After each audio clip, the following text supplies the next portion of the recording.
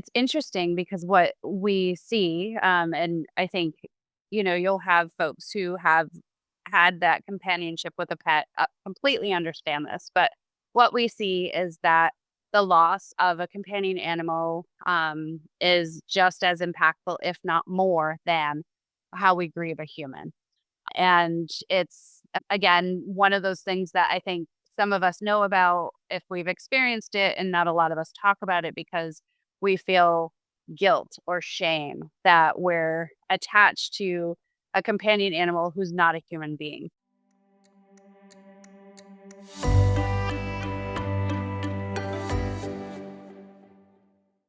All right, hello everyone, and welcome back to the Partnership Connections podcast. This podcast is centered around child welfare training and educational topics, all with the goal of helping to support those already working in or with an interest in working in child welfare. My name is Stan Brazier. I'm the project director for the Learning Partnership between Rhode Island Department of Children, Youth, and Families, or DCOF, and Rhode Island College.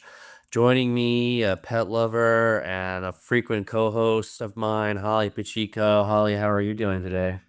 I am good, Sam. Glad to be back. Excited for this topic. What's the name of your pup? Panda. Panda. And Panda is a She is a large Akita, we're just gonna say which is large. a She's a large which is dog. a dog. Yeah. She's a dog. She's an Akita, and Gotcha. she's my baby. Yeah. Yeah.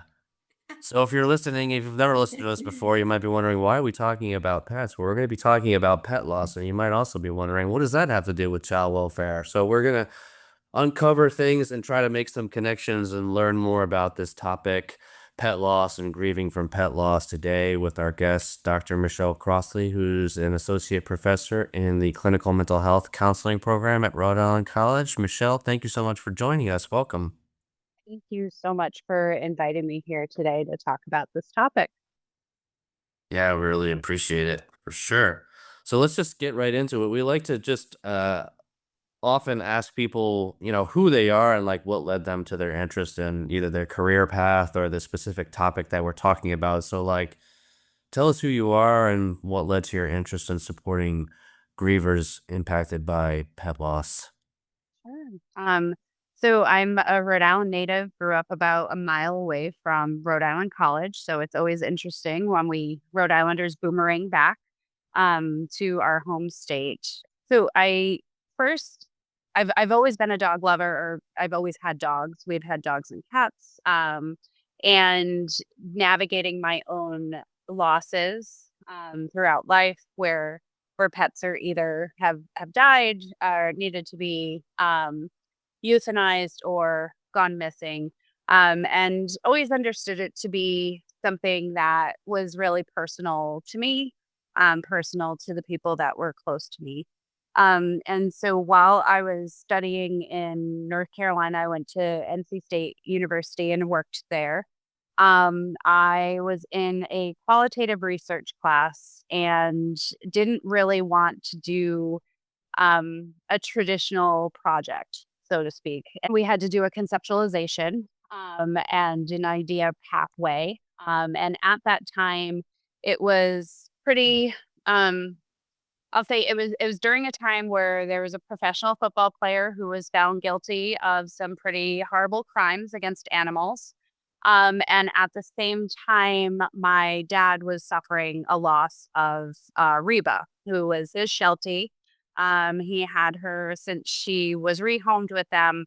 And when I got the phone call from my dad, it was Reba died, he bawled, and couldn't speak anymore. And so that started to get me interested into why is it that some folks can be impacted in this way for the loss of a pet versus others who maybe don't pay it any mind or are contributing to the death of a pet. And so it really got my juices flowing and really starting to ask some questions. And I went into my qualitative research class and looked at my professor and provided this idea of why people grieve versus don't, and then said, but I can't do my dissertation on this. And the two words that she asked me were, why not? And from there on out, I really became invested in learning more and looking at it from an attachment perspective. And was the first in my program to do a dissertation, a qualitative dissertation on exploring how people grieve, why people grieve. Are there any differences depending on geographic, gender differences, racial differences in how one displays their grief or withholds displaying their grief after the loss of a pet? Um, from there, I became involved in an organization called the Association for Pet Loss and Bereavement. I was just doing my good old Googling way back ago, trying to find something that talked about this phenomenon. And APLB actually would hold a biannual conference. And so I became really involved in that organization. I'm still involved today. I serve as their vice president and training coordinator. And so this is just the path that it's taken me on, and to help support others understanding why this is an important topic, and to support folks who are interested in it to learn how to provide support to others who are grieving. Yeah, so you spent a lot of time in this. So just what have you uncovered in terms of like what makes the grieving from the loss of a pet maybe different or the same from grieving the loss of a human being or something else? It's interesting because what we see, and I think, you'll have folks who have had that companionship with a pet completely understand this. But what we see is that the loss of a companion animal is just as impactful, if not more, than how we grieve a human. And it's, again, one of those things that I think some of us know about if we've experienced it, and not a lot of us talk about it because we feel guilt or shame that we're attached to a companion animal who's not a human being, right? And so I think what we are seeing is that there are more and more people who are talking about this phenomenon, to provide it with a lot more validity, and I guess giving people permission to grieve. Um, where I think a lot of times we're hiding this because it is such a disenfranchised type of grief in our society. And why do you think that is? Why do you think that there is like this shame? Is it because oh, it was just a pet and sort of minimizing things and that people internalize this like I shouldn't be this upset about this or what's Mhm. kind of like the reasons or rationale behind some of that shame that Right. you found? I think just what you said, in addition to the fact that we as a society do not talk about death, loss, and grief as openly as I think we can, to provide us with some normalization of experiences when we go through something that can be traumatic and challenging. And I think just kind of what you said, it was just a pet. We don't want to be met with somebody invalidating our experiences or our relationship. So a lot of people will say, people go, oh, well, it was just a pet. You can get another one. And we don't say that about human beings. And so I think that in turn, they folks believe that they're not going to be validated or understood. And so therefore they're going to grieve in isolation, which can prolong their grieving process. What sorts of circumstances make the impact different for an individual? You mentioned like different, demographic, Mhm. socioeconomic things or Mhm. age, gender, etc. What sorts of circumstances in a Yeah. individual's life and like how is it how long they've had that pet for? Is it their own personal circumstances? Like what sorts of different things impact it differently? Yeah. I definitely think and what we talk about is our attachment to our pet. So even looking at it from a true attachment theory perspective of safe haven, safety, security, right? I think definitely during COVID, we were turning to companion animals to provide us with some sense of security and safety or normalcy. So I think attachments are a little bit higher right now, and when those pets who may have provided that support during COVID start to die, I think we're going to see a lot of folks who are having a difficult time. Um, so I think it could be what we're relying on our companions for. I think for those who require service animals, there's this expectation that I'm going to need to have more than one throughout my life, depending on when my disability required a service dog. So I think it's I'm kind of circling this question, but I think it is a multitude of factors. I think it can be the attachment. It could be I've done some interviews with folks talking about continuing bonds. So if your close friend passed away and you were the person to receive their companion animal after their death, folks tend to keep a connection to the person that they lost through the animal. So when that animal dies, it's a whole nother grief of the first loss and then this loss.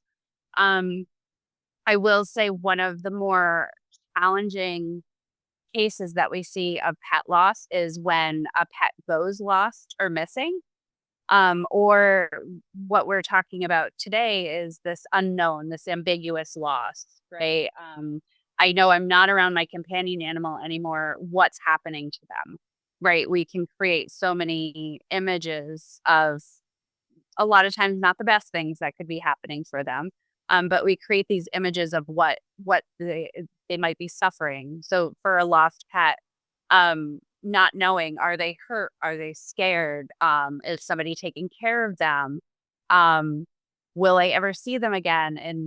And I will again reiterate, this is one of the more challenging cases because we do have those stories out there of pets who reunite after months or years from being missing. So there's always this hope, I think, that they will return until we learn otherwise, until we learn that, maybe the pet um, was harmed while they were lost, and then they can kind of close that, wondering what happens or what happened for their pet.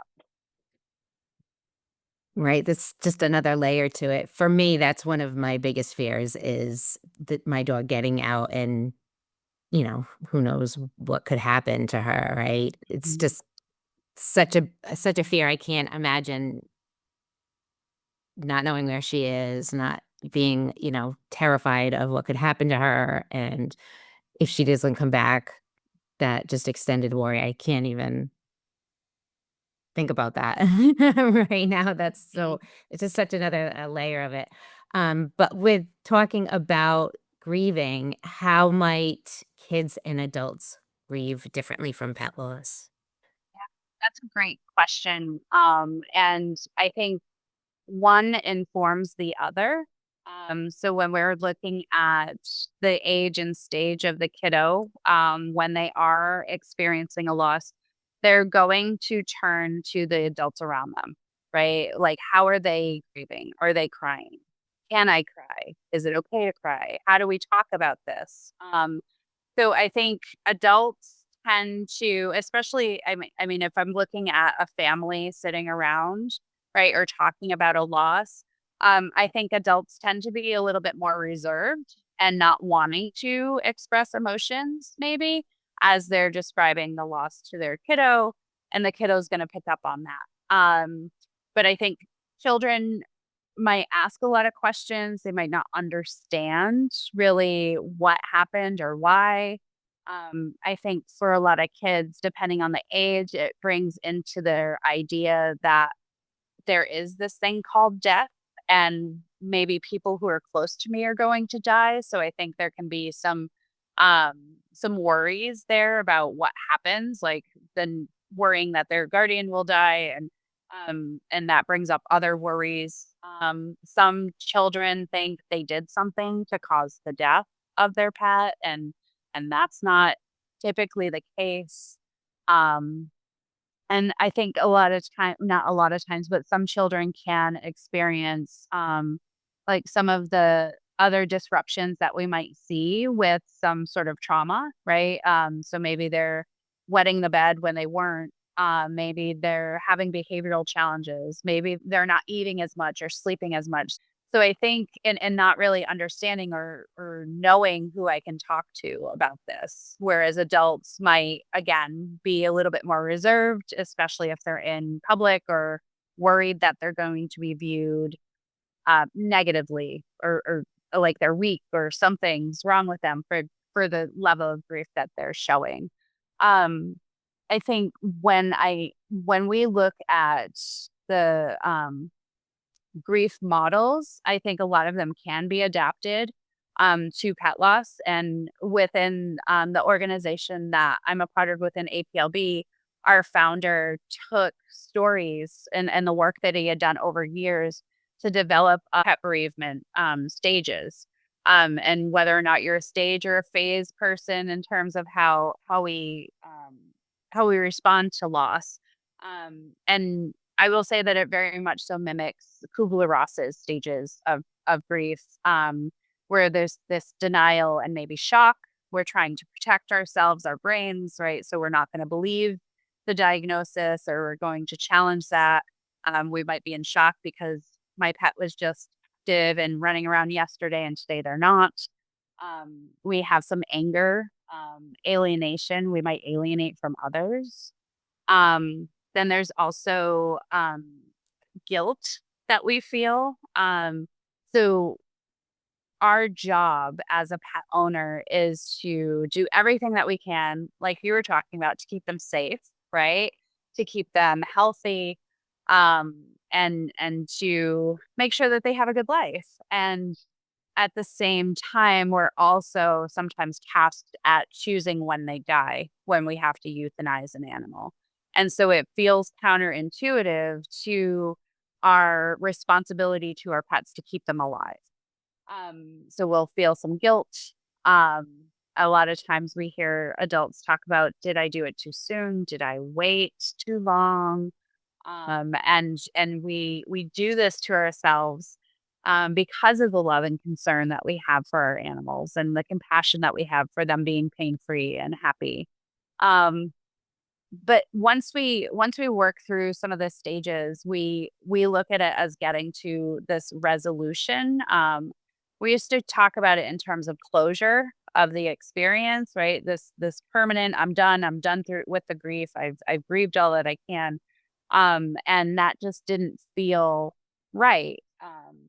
Because so often we are continuing our relationship with our pets, whether it be, I turned their water bowl into a planter, or I still have their favorite toy. I can tell you for myself, I have pictures of my deceased pets with their ashes, with paw prints, with all of that out in the open and in our living space.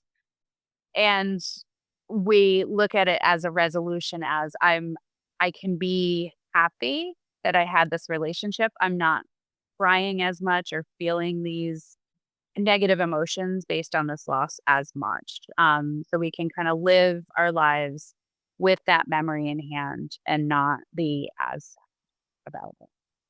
That just brought up a lot of thoughts in my head, and just thinking about children and just all the complexity of it, depending on, did the parents have the pet, then they have the child? Did they get the pet with, when the child is born, did they grow up together? Some pets can be 19 years old, so I'm just thinking of all of these other layers that can happen with that.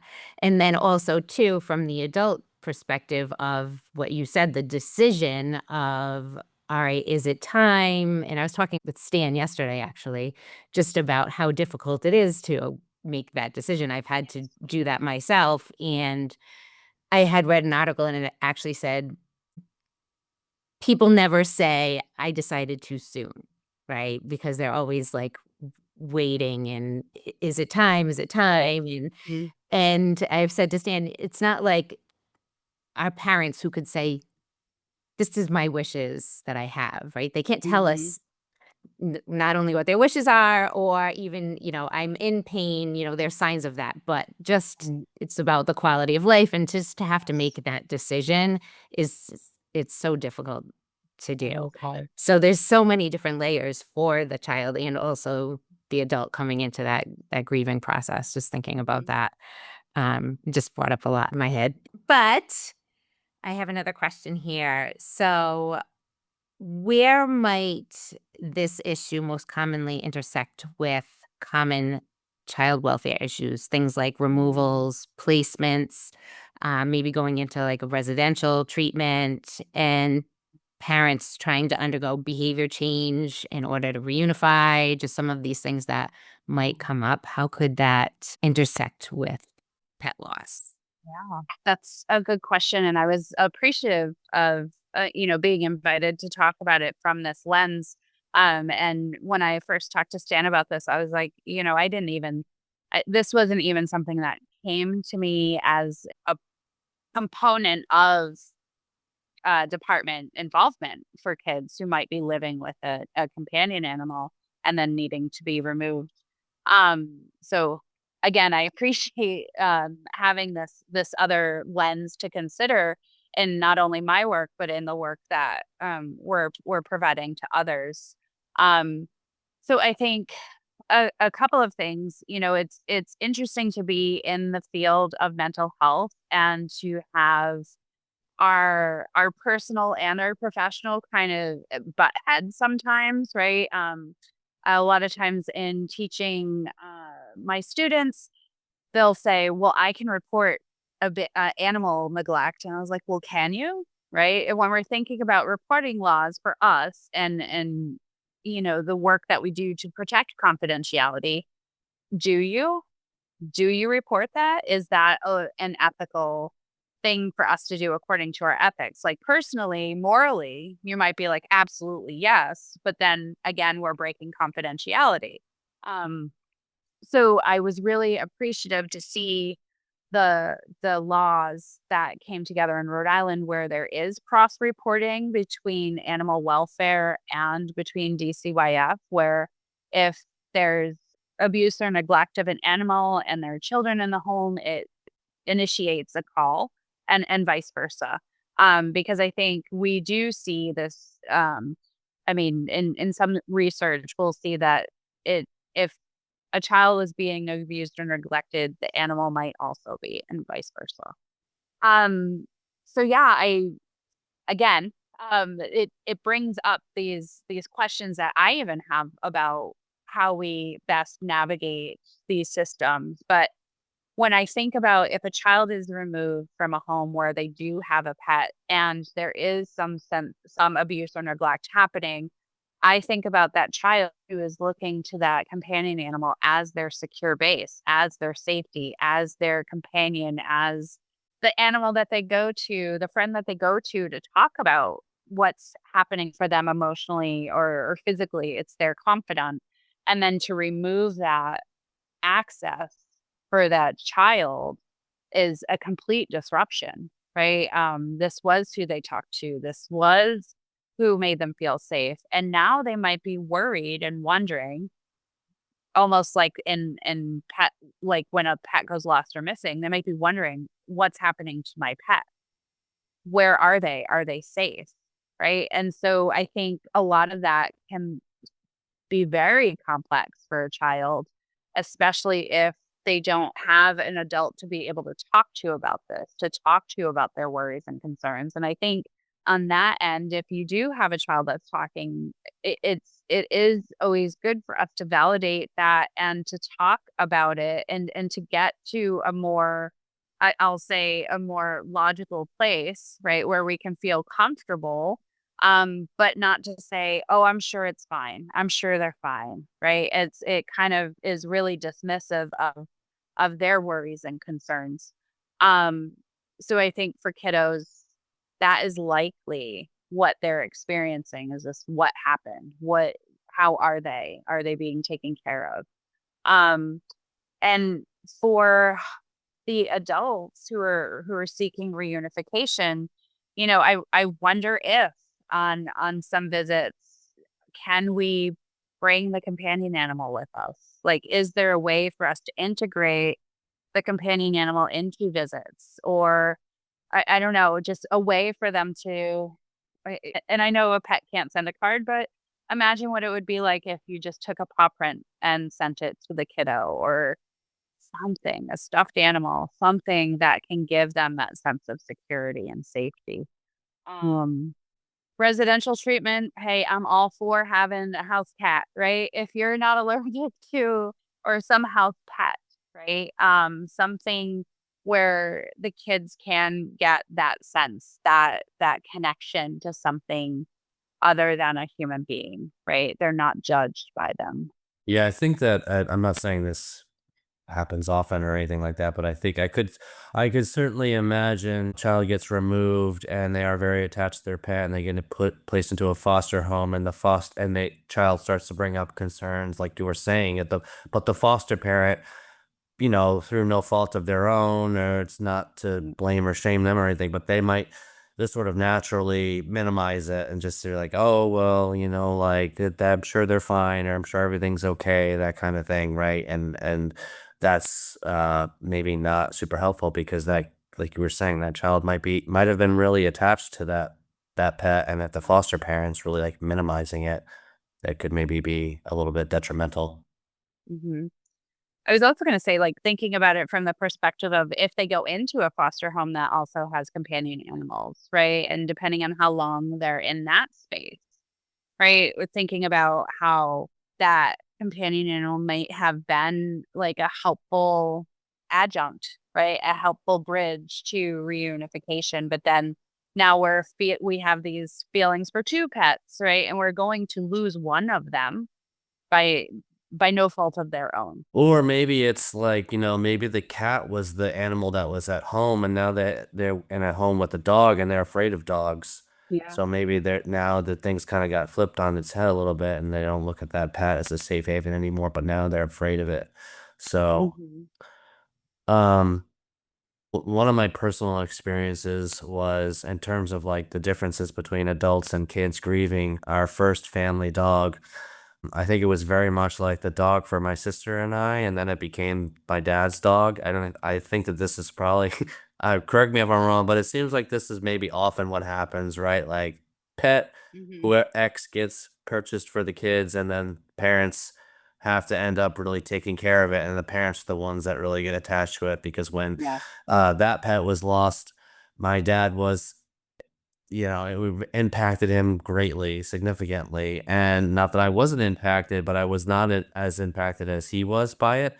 Hmm. So kind of a question along those lines that we had for you, and there was a Mass General Hospital study that stressed the importance of parents and caregivers and pediatricians recognizing and quote unquote taking seriously the short and long term psychological reactions of children to the death of a pet, reactions which can mimic a child's response to the loss of other important family members. In what ways, we touched on a couple of them, I think, already, but like, in what other ways might someone not like, quote unquote, take it seriously?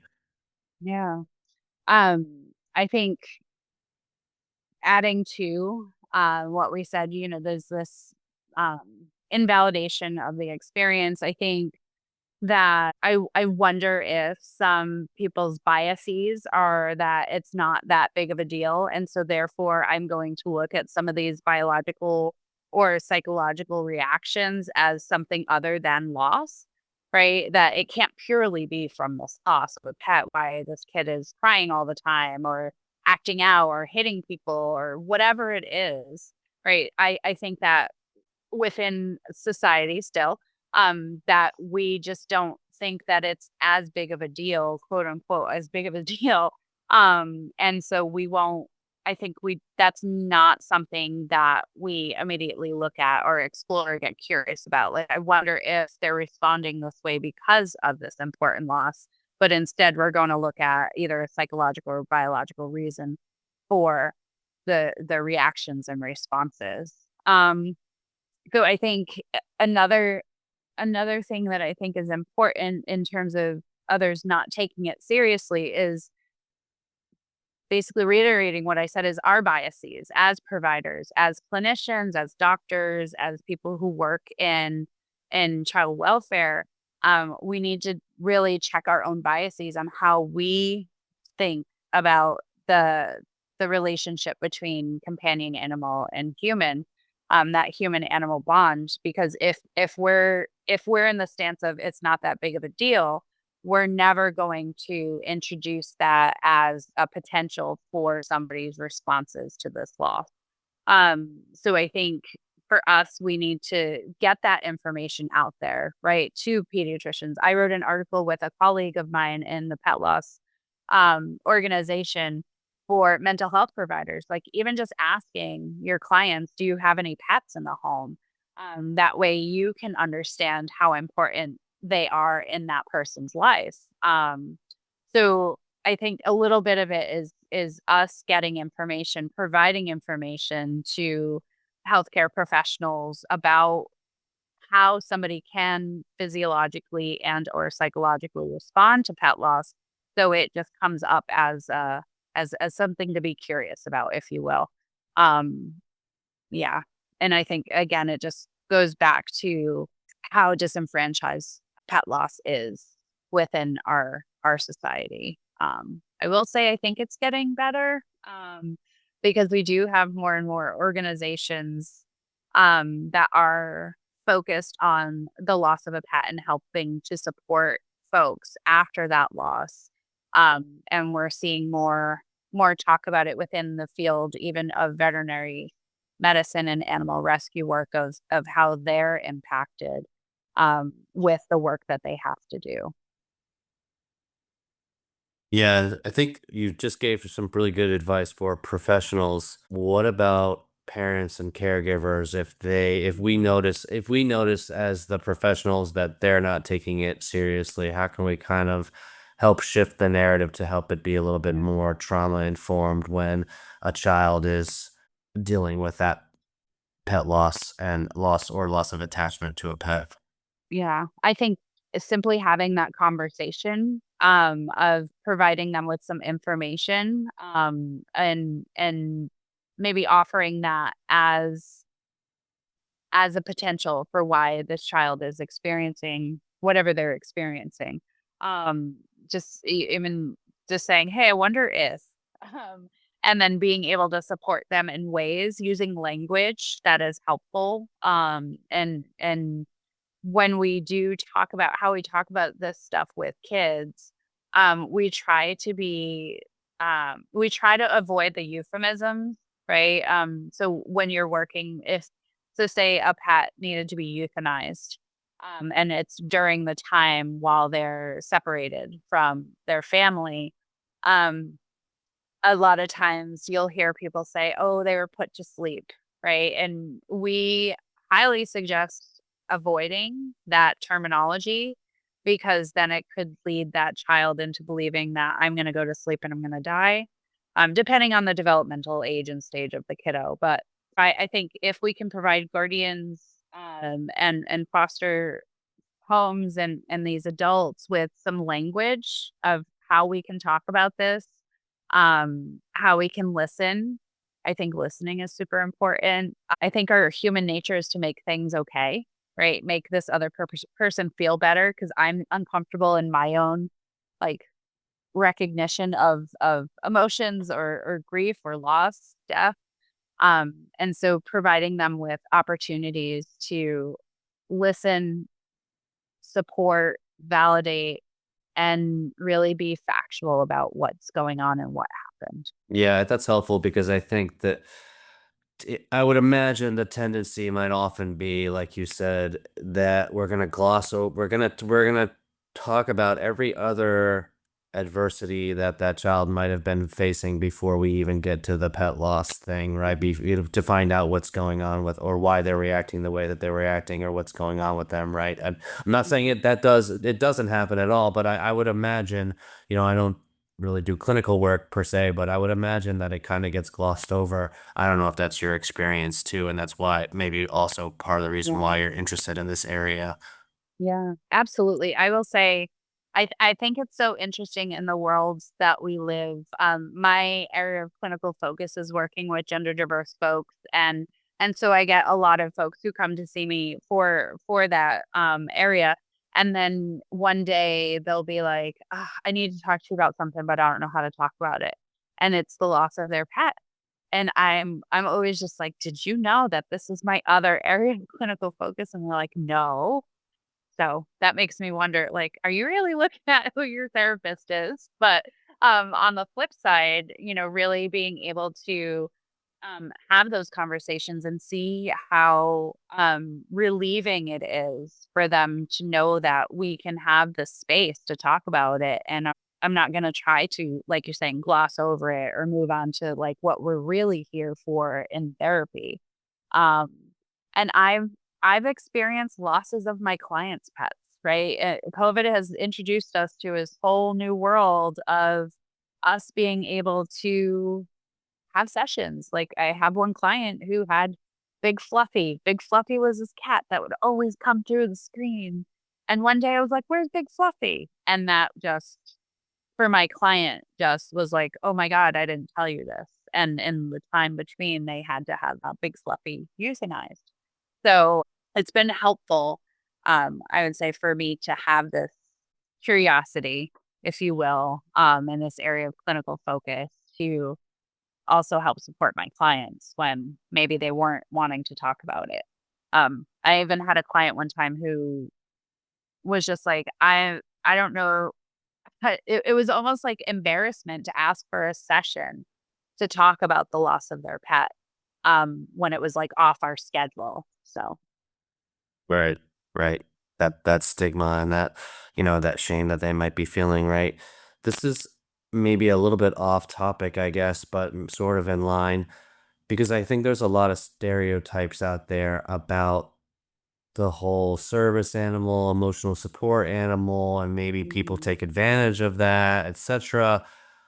Where would you recommend, I guess, that we kind of approach some of that? Because I think there is a lot of like, well, that person is they're making too big of it. They have an it's not real, it's not a legitimate service animal, it's not a legitimate emotional support dog, and they're overly sensitive or something like that. There's that Mhm. stereotype out there, right? So I'm Mhm. just curious where you kind of fall in Yeah. within that like topic. Yeah. That's a good question. There is a lot of talk and chatter in the field around writing these letters and for emotional support versus a service animal. And those are two very different aspects, if you will. When I think about service animals, I'm thinking about those for folks who are visually impaired, who might have seizure disorders, things like that, versus um, I see a lot of people say, "Oh, can you write me this letter so my pet can stay in my home?" Right? Or, "Can you write me this letter so that I can fly with my pet?" What have you. And so going into that, like I think it's up well, one, we need to look legally, right? What are we allowed to do in that realm? And I don't know if people can carry around a fidget, like, I don't know, why can't they have an emotional support animal? I don't that's my bias coming through though, right? Of really understanding how important it can be for folks to have that comfort around them. But yeah, I think there is a lot of stigma around that. Like oh, you can't go into the store without your dog. I think you're lying, right? So I don't know. Again, I have a bias, so I would say yes. I will write you that letter. Let's get you these things that you need. Right. Yeah. Yeah. Yeah. Because I think there is that like, okay, do you really how do you evaluate whether or not that person really needs that as like a clinician, right? Mhm. Um, And there's no like check boxes, right? It's really based on what our clients are sharing with us and how we frame it in mental health needs. So mm. right. Right. Holly, do you have any other questions? No, I do think this is stuff we could keep going on and talking about because there's so many different layers to it. But I think it's a great topic, and I think it's great for people that do work with our families and children to be able to see the side of it and how important the pets are to them and how they can help. Mhm. And to really, I think, going off of that, Holly, to really know that this is something, that it's not something or a field that we talk about often. And if next time you're just searching something, if you were to even look up the different organizations or places, spaces where people can go and get group support for pet loss, you'd be surprised at what you do find. Um, I think it, it's interesting. I'm going to a conference in October for the International Association for Veterinary Social Work. And a lot of people don't know that that's a thing either. So it's interesting to see that we do have these pockets of clinical focus or special areas that a lot of folks don't even know exist. Yeah, and I think the other message, if people make it to the end of this episode, is that Mhm. we've talked about this in other areas, right? This may seem like, oh, now this has to also get added to my plate of all these other things I have to ask Mm, about the pet too. But I think ultimately it's about hopefully making your job easier and actually making your ability to engage with a family or child or anyone that's impacted by this better and have that relationship be better because you did take the time to talk about it with them or notice that or ask them about it, right? So mhm, um don't look at it as like, oh, one more thing I have to do, right? Like you have to mhm. think about it Right. as I'm really trying to help the situation Mhm. of this family. And connect with the people. They know that I'm a Yeah, pet person or not a pet person, right. but I can recognize the importance of pets in our lives. Yeah. What resources are out there for people that might be struggling? Sure. I would say always look in your local area. I know the Potter League for Animals offers pet loss grief counseling. Blackstone Valley also does. So if you look at your local veterinary office or ask them about it, you can find and get connected to local groups. Of course, Association for Pet Loss and Bereavement. The website's aplb.org. We have so many resources about how to talk to kids. We have books, we have essays there, different articles, and we also offer chat room support. So if a guardian is struggling and not knowing how to navigate this with a child, it's not a Zoom or anything. It's completely anonymous and it's typing. So old school chat room, where they can get some support and advice, in that Yeah, it's a venue. real person, not AI. It is a real. We have All two real right, cool. people. I promise, two real All people that are right. there. It's yeah, that are Okay. bonding. Yep. Cool. Awesome. Well, thank you. I think this has been really helpful, really informative. Any final thoughts that you might have? Um, just thank you for inviting me to talk about this again. I think sometimes people look at this as this dark, grim thing that I talk about a lot.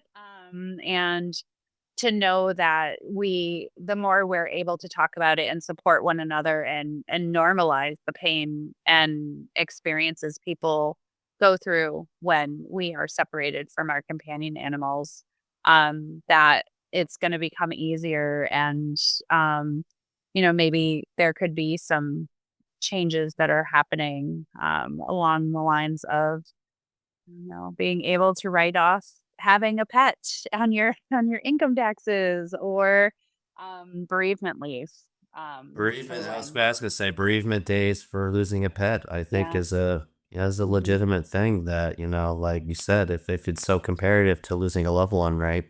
Right. So Hmm. yeah. Yeah. Well, thank you. All right. Thank you so much. Thank you so much.